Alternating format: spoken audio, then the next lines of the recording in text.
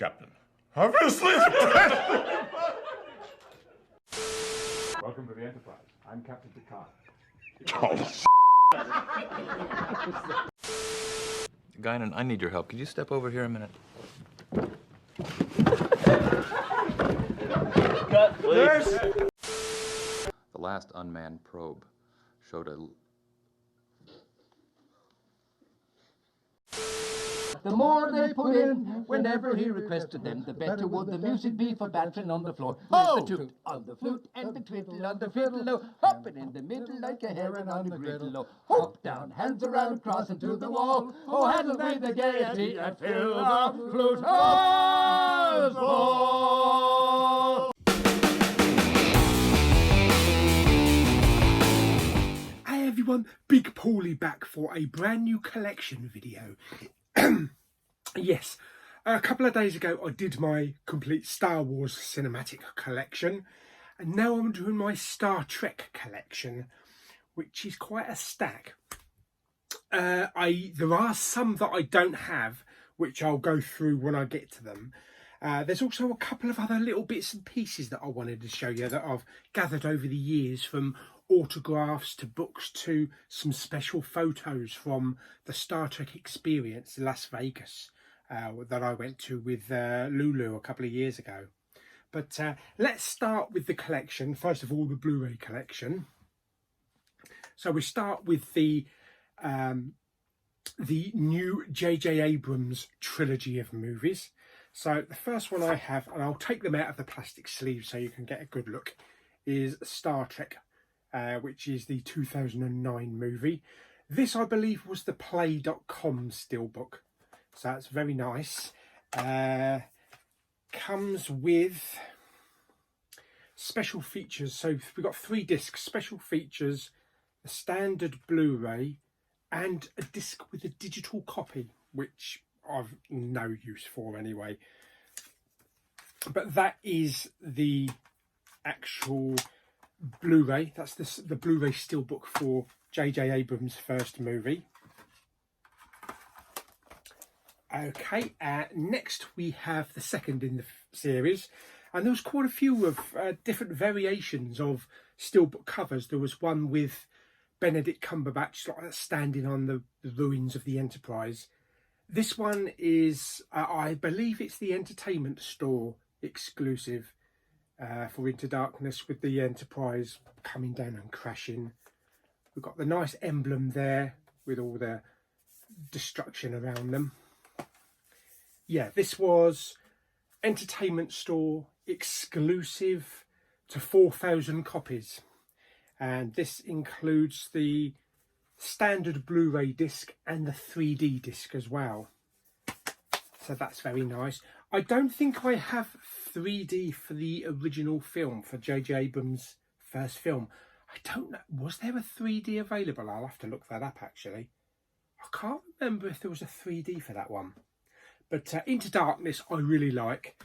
I know a lot of people don't like it because of its opposite to Khan. It's really rewritten Khan. But I thought Benedict Cumberbatch did a really good job as Khan, and I love the way that they switch at the end so that Kirk's actually in the chamber and Spock's outside. This one I think also was an exclusive for the Entertainment Store. I will have a look. This is Star Trek Beyond. This one has a lenticular sleeve on there. Really nice emblem on the back. The actual artwork for the steelbook is really nice. I love that. I don't know why I have to cover it up with that, because it's got some really nice embossing and some spot gloss on there, but it comes with it, so I stuck it on there. Really liked her character Jayla. I was hoping that she was gonna be part of the crew in the next film, you know, because at the end of the film she sort of like went into training at Starfleet Academy. This is also the 3D and the standard Blu-ray as well, so very happy. Star Trek Beyond is people's weakest of the J.J. Abrams trilogy.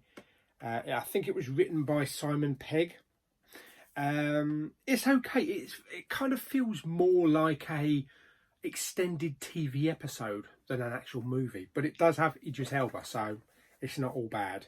But there are some really nice scenes. There's one really touching scene at the end when they're all gathered around making a toast, and the way the camera pans across saying to absent friends, and as the camera pans it actually focuses on Anton Yelchin. I couldn't believe that when that happened. I mean, they're obviously talking about like Spock, but you know, Anton unfortunately was killed, crushed by his car before the film opened, so it's kind of very touching and fitting. And he will be missed. He will definitely be missed if they do bring a fourth film out with the crew. They're also going to go back to the beginning of the first film with Chris Hemsworth and Kirk, you know, grown up.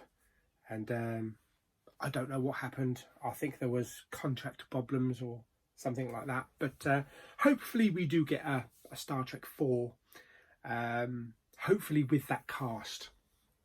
Right, let's move on to the original cinematic movies. This is the Star Trek Original Motion Picture Collection 1 to 6. So all of the films in there. We have the motion picture, The Wrath of Khan, Search for Spock, The Voyage Home, The Final Frontier, The Undiscovered Country, plus also you get a special disc, Star Trek The Captain's Summit, which I think is all captains all doing a panel. But we've got some very nice special features in there, and they all come in little thin discs. And what I did, the way this slides out, so you have a nice box there with the Star Trek logo on the outside, and then a really nice thick box with a lenticular image of the Enterprise and the emblem there. Star Trek 2, if I can pick out Star Trek 2, The Wrath of Khan, because in the HMV bargain bin, blimey, a couple of months ago, they had The Wrath of Khan director's cut. I think it was for £2.99, so I picked that up. And in the box here, I've actually just slotted in the director's cut. So we have 2 discs now. I've just put it on top of the other one. So that's the original Wrath of Khan that comes with the collection, and then I've just put the director's cut disc on top of it. If I can find a really thin, slim case like that with an extra hub, then that would be great. If not, I think there's those little sticky hubs that you can just stick on the inside of the case, which would be pretty good. It might actually be a good idea now, seeing as though we're all on lockdown with this coronavirus, to actually go through the entire Star Trek cinematic experience and just do a marathon. I think that would be fantastic, because it's been a while since I've seen some of the early films. They really do need 4K films though, 4K restorations and new versions. Matching the original series there, we have the Next Generation Motion Picture Series. So we have Star Trek Generations, First Contact, Insurrection and Nemesis, and another disc called Star Trek Evolutions. And this is pretty much the same design. So you have the plastic bit there with all the writing on.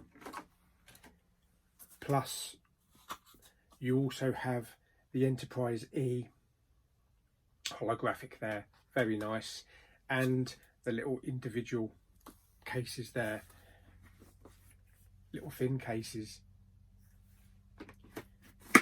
So yeah, very happy with this collection. I really do like the design of both of these, and they fit really well on the shelving. Brilliant. Okay, so that was the Next Generation movie collection.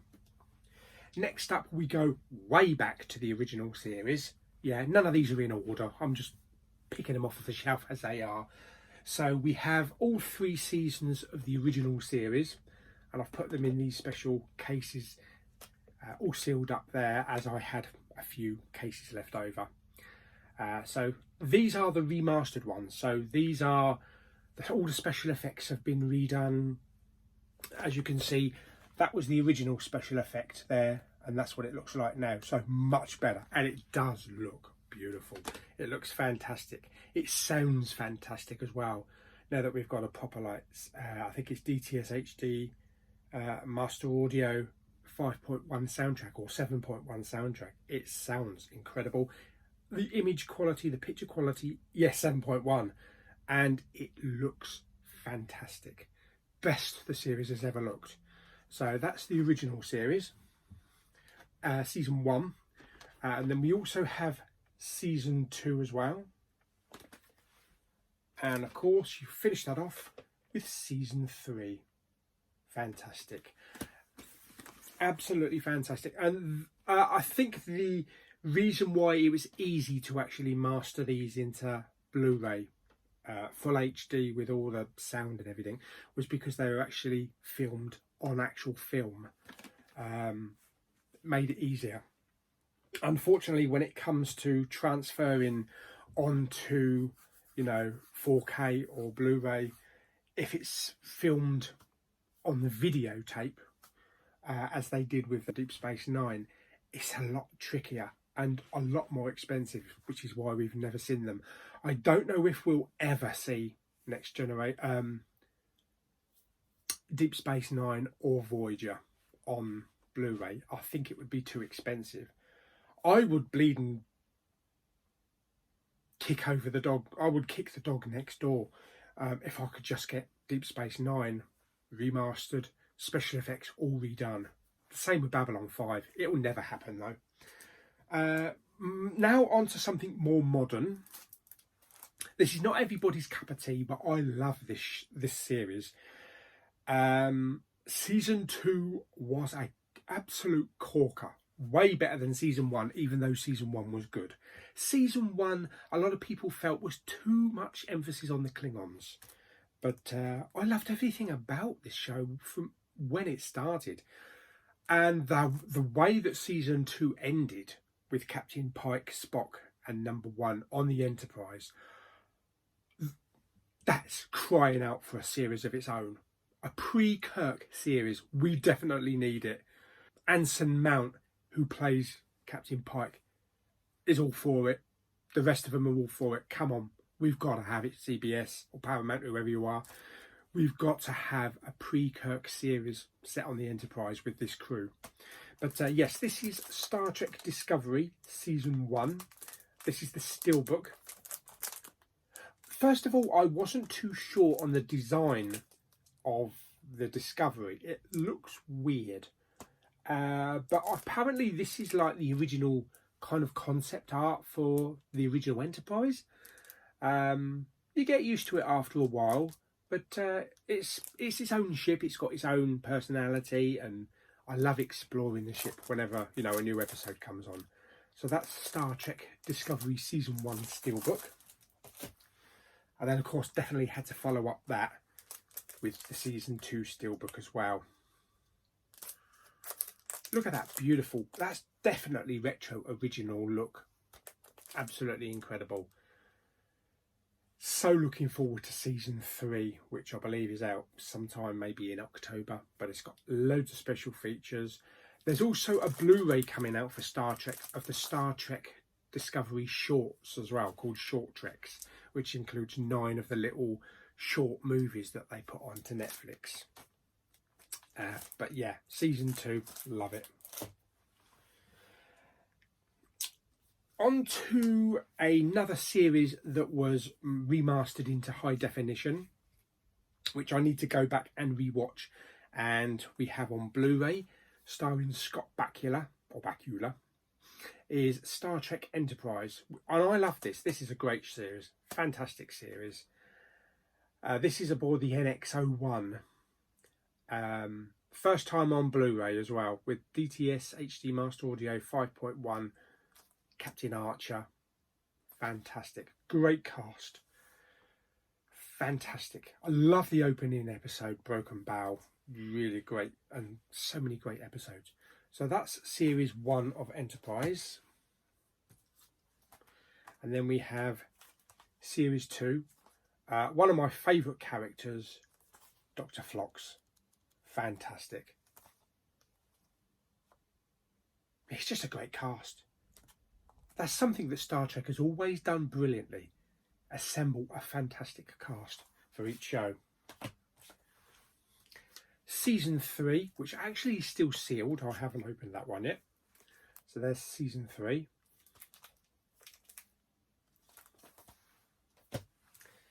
And the final season, which is also sealed. Season 4. Love the ship as well. Love the ship design. As I say, great cast. Just great Star Trek. Okay, let's get on to Star Trek The Next Generation. Now, I never bought the collection of The Next Generation because, I can't remember how many years ago this was now. It's got to be more than 5 or 6 years. I believe it was Germany. Germany were actually doing Star Trek The Next Generation remastered onto Blu-ray. I think maybe updated special effects. I think they are. And also either 5.1 or 7.1 surround sound. But they were doing them in steelbook. Yes, nowhere else was doing the steelbooks. So, and these were supposed to come with pins. They did come with pins. And then at the end of collecting all 7 seasons, you're supposed to get this display case. But I think there was some problem with the distributor. I never got my display case. So anyway, this is Star Trek Season 1, The Next Generation. It is all in German on the back, but it doesn't really matter. But let me take the case out so that you can have a good look at what that looks like. So they are jumbo cases. And there is an image, I'll show you in a minute, but they all line up for one image. So yes, they do have updated special effects. And then you get all the discs in there, no pictures. The original episode guide that came with the show was all in German. So that was the original episode guide. Nice picture, but then it tells you everything there all in German. But because of my graphic art background and in designing that, I decided to do my own, create my own ones. So I created some glossy episode guide. So I've got a nice image there on the back. And then each one has different images on the inside, but everything is all in English, so it makes it a lot easier to actually tell what's what. And yeah, these actually turned out really well. I'm actually really chuffed with those, because now I know what is on what disc. Brilliant. Okay, so that is season 1. We get a different colour for each season, so we have gold there for season 2, green for season 3,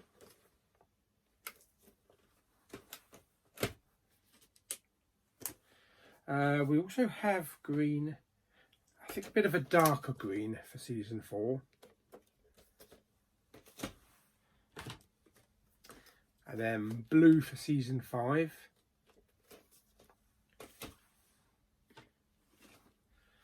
Purple for season 6, and then kind of a very light purple for season 7. Now I'm going to try and hold these up without dropping them, so you can get an idea of the picture along the front, along the spine. It's not going to be easy, but it does make up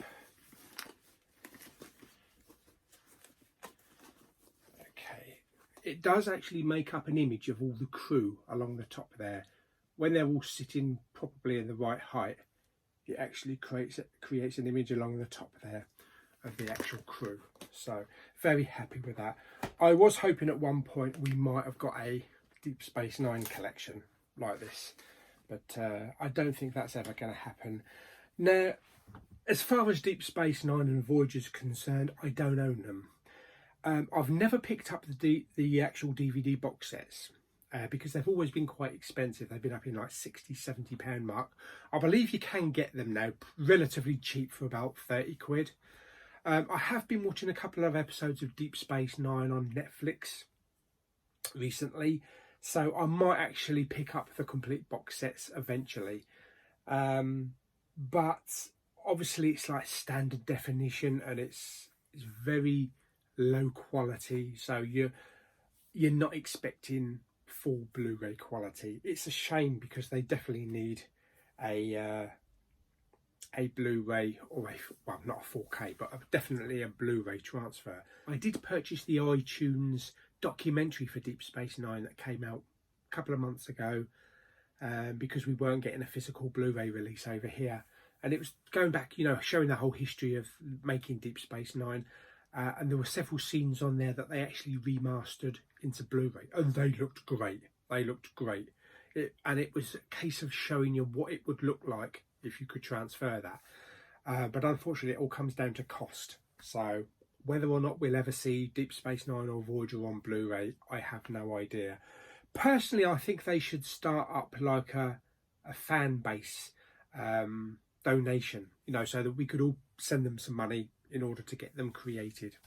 It'll probably be a couple of million, but I would eventually like to see them. But yeah, I shall probably pick up Deep Space Nine and Voyager eventually. But I'm in no rush at the moment because I can always find episodes on Amazon or Netflix. Right, okay, let's go through a couple of the bits and pieces I have here. So many years ago, I think this was back in the 90s, back in the mid-90s, there was a series of conventions called Generations, which I believe were by Stargazer. Yeah, Stargazer Productions. And they held them at the Royal Albert Hall. I went to both of them. They were going to do a third one at, I believe it was Wembley Arena. I turned up at Wembley Arena on the morning and the whole thing was cancelled. Apparently the actors hadn't been paid and the producer Stargazer buggered off with the money, which was very unfortunate because these were great conventions. This one was Generations 2. It's got a blockbuster little emblem at the top there. So this was the 30th birthday celebration at the Royal Albert Hall for the Easter weekend of the 6th to the 8th of April 1996. And live on stage, William Shatner, Leonard Nimoy, Avery Brooks, Robert Picardo, Ethan Phillips, Walter Koenig, James Takei, and George Takei and James Doohan, with more guests to be announced. I also went to that one as well, Babcom, which was a great Babylon 5 convention. So yeah, and these are just a couple of little leaflets. I actually filled that in as well, but I did already pay, obviously, to go. But they were just a couple of leaflets that were given out, just like that one. I've got the actual books when the event happened. So these are the actual books, you know, like collectible event books. So let me take that out. So that's the one for Generations. No, we've got some spot gloss. So the original Generations one was at the Royal Albert Hall on the 4th to the 5th of February 1995. And it's got all interesting stuff inside there. And then a bit about the people that were showing up at the event.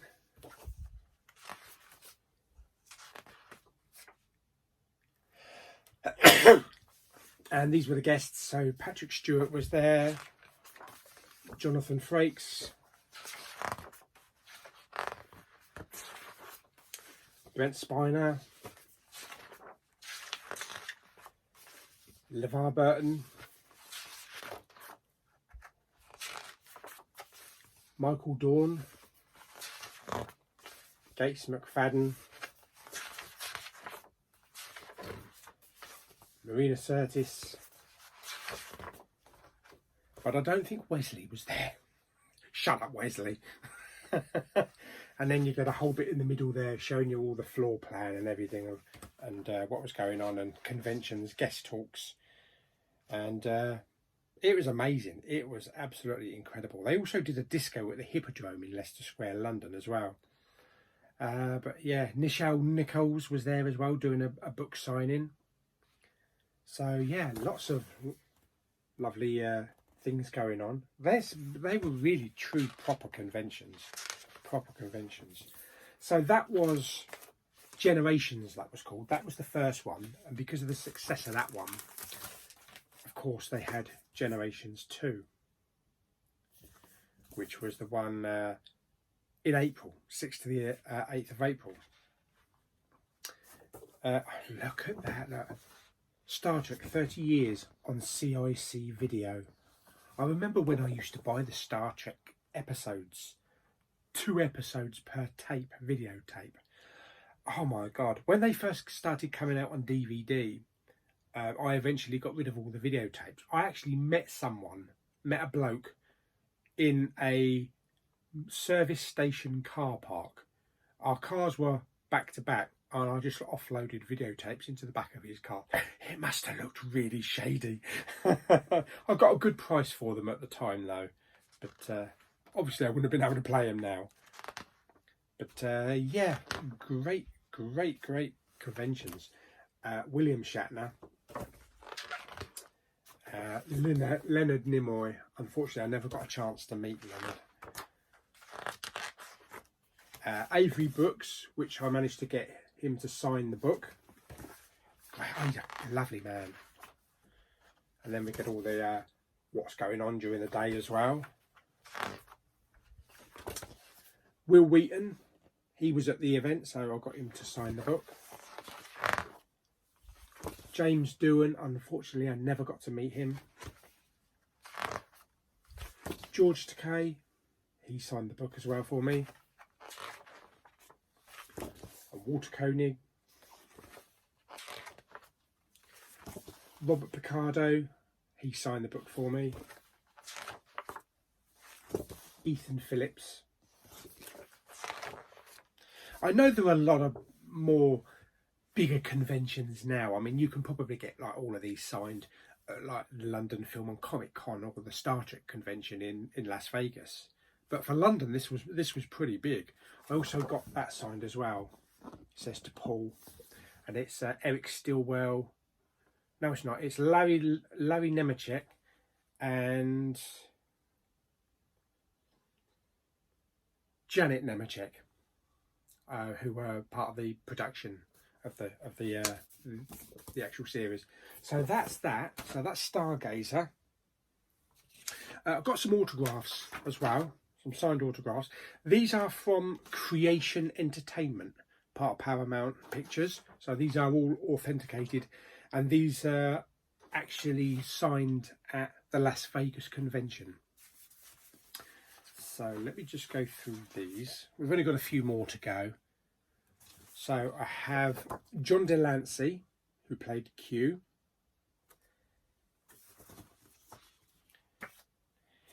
And Star Trek First Contact, we have James Cromwell, Zephyr Cochrane. The man himself, Bill Shatner. I should really get these framed. Dominic, I can't remember his last name. Dominic. He's from Enterprise. Also have Alexander Siddig, although previously known as Siddig Elfadil, which I'll go through. I'll show you in a minute something. Michael Dorn, Commander Worf, and the lovely Gates McFadden. Beverly, yes. Okay, so they're the autographs. I also attended a convention many years ago, when I was a lot slimmer as well and younger, at Morcom.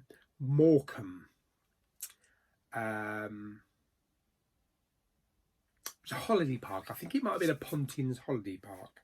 And I got a couple of photos with a couple of the cast that were there. Oh, here we go. That shows you. Okay, so it's the Star Trek. It's the Warp 1 in Morcom, England convention, 1993. And Siddy Fadil had a little bit of a thingy with his moustache and beard and that, and signed that for me for that convention. And then I posed and had a photograph with him. My God, look at me. Look at me. Actually, I could have been a bloody ensign on the Enterprise. Yeah, blimey, I don't think I could fit into that costume anymore. Brilliant. Okay, also at the event as well, and I was really nervous because I really did fancy this lady. Marina Sirtis, Deanna Troy, so she signed that for me. And you can tell in this photo, and you can tell on the expression on her face, how red I'm going. And she's thinking, oh my God, is his head going to explode in a minute? But yeah, that was a great convention. And this was way before streaming or video, you know, DVDs or anything like that. So, you know, to get the latest episodes, because at the time, latest episodes of Deep Space Nine had only just started airing. We were still in the first season, I think. And they would actually have a handful of collection of, you know,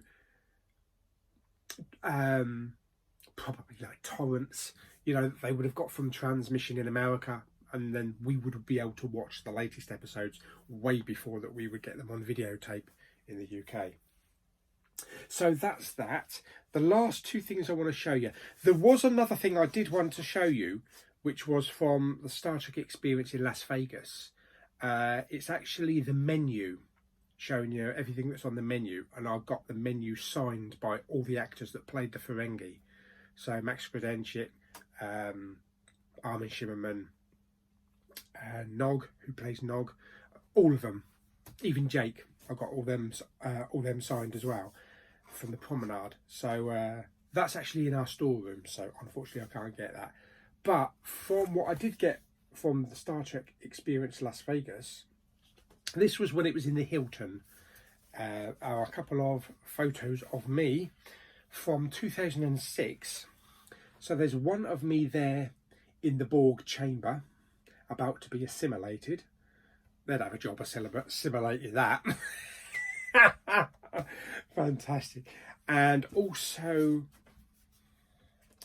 me doing the old Picard, sitting in the chair, in the captain's chair, engage number one. Oh my God, look at those shorts, look at those legs. I shouldn't have wore light coloured trousers in Vegas because you sweat like a bucket. Yes, that was fantastic. So that is my Star Trek collection, from Blu-rays to signed autographs, booklets, and posing photographs with the cast. I'm just really enjoying Star Trek at the moment. Picard is a great show. It's a lot slower than a lot of the older Star Trek episodes because they were all episodic, so you had to wrap it all up, unless it was like, you know, the best of both worlds split over 2 episodes. But yeah, I'm really enjoying Picard at the moment, bringing back some cast members. Can't wait for season 2 of Picard. Can't wait for season 3 of Discovery, and maybe we'll get some more movies coming. Apparently there are a couple of other TV series in the works. There's one called Lower Decks, which I think is an animated Star Trek series. We've got Thingy 31, Section 31, I think it is, of Discovery coming as well, plus hopefully some others, and maybe even a Pike series as well. So yeah, so hope you enjoyed my little collection of Star Trek Blu-rays and memorabilia. So give the video a couple of Klingon thumbs up. Don't forget to subscribe, comment and share. Did you go to any Star Trek conventions? Have you met any famous Star Trek actors? and had photos with them. If you have, and you're a member of my Facebook group, I'm going to set up a little page, Big Pauly Chatting Movies. Send us your photos of your meetings with Star Trek actors, or photos of your memorabilia, photos of your Star Trek collection, and let everybody see it, because it's a great way of getting everybody's collections out there. But yeah, hope you enjoyed the video, and till the next video, live long and prosper. Took me ages to actually separate my fingers down out of the camera side. Bye.